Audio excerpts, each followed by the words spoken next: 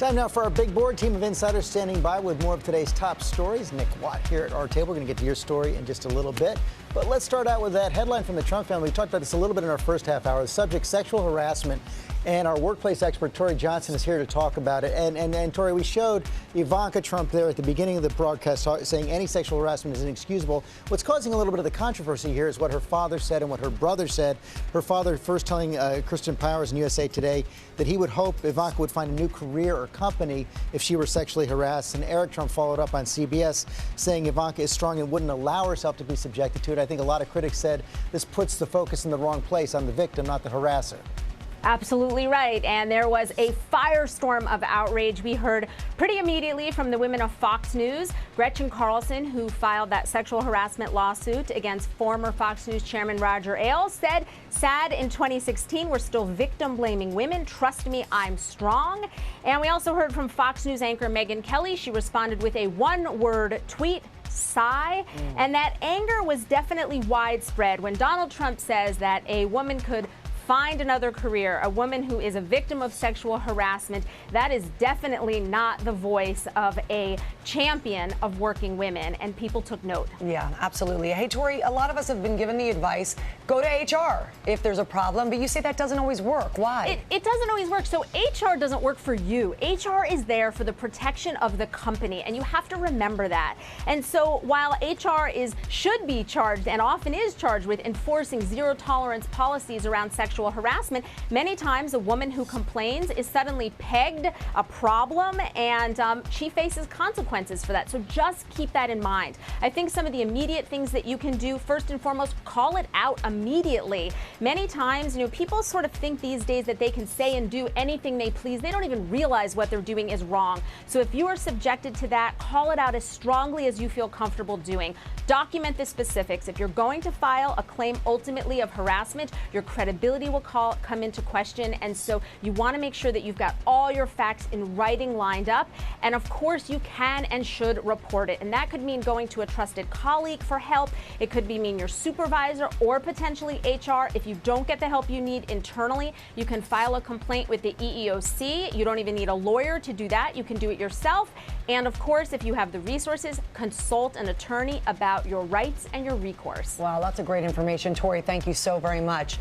Want to move on now to a parenting alert about bounce houses. These are a birthday party staple, but new research reveals the large inflatable castles and other shapes may pose major dangers for children, especially in the hot sun. Dr. Jennifer Ashton is joining us live now. Jen, what does this study say about heat-related problems with these? So this is basically looking at the microclimate. Think of a parked car in the summertime, and found that the temperature difference inside these bouncy houses can be 4 to 7 degrees higher than ambient or temperature outside. And the heat index in this study went as high as 117 degrees. So when you think about the fact that kids can spend a decent amount of time in these, they really do open themselves up for the potential heat-related illness like heat stroke. So it's something to be aware of. Yeah, so what should parents do about it? Well, the awareness is key, number one. I mean, we've heard a lot about safety of these bounce houses recently. You want to make sure they're tethered so they don't fly away. We've seen horrible stories of that. You want to make sure that the kids inside are roughly the same size and age as your child.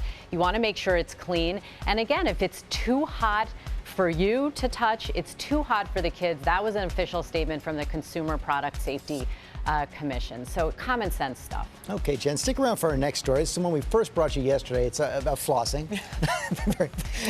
And the question is, what is the deal with it? Now the federal government is questioning the benefits of flossing, and the American Dental Association is weighing in with a little response, I guess. Dentists want to stick by their advice. Well, listen, George, the ADA has been advocating flossing since 1908, and they are sticking to their guns. They tweeted, which I think we have this tweet. They say, cleaning between your teeth is an essential part of taking care of your teeth and gums. Exclamation point. So they mean business. Sense, isn't it? And they have a link also to a video instructing you how to do it. It's important. But listen, no one's saying that flossing is bad for you. They're just saying that there is no evidence to say and that's actually true, right? It's good for you. There's no real research behind it. Yeah, there's no research. I mean, my own research, before I moved to this country, I never flossed my teeth once. Dental hygiene where I'm from is not a big thing.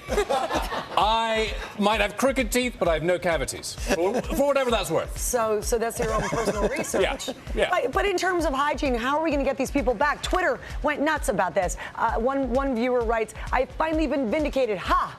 Another says 9 out of 10 dentists are bald-faced liars. How are we going to get people back on the flossing bandwagon? I think people will get back once the joke is over. People are talking about, big floss like they talk about big oil, big tobacco. It's a bit of a joke right now. And, also, flossing is one of those fundamentals of American life, like eat your vegetables, don't wear brown shoes after Labor Day, And so if that's not true, what else is not true? So people are kind of freaking out. And also, if you followed the rules and you're in your 30s, you've spent 15 days of your life flossing your teeth. And people have done that and saying, hang on a second, you've stolen my time with duff information. I want my time back. Jen, you have a big smile on your face. Yeah, because George, Larry, listen, you guys, I don't think we need a federal government study to tell us that if you have a big chunk of food in your gum, it's probably not good for your oral health.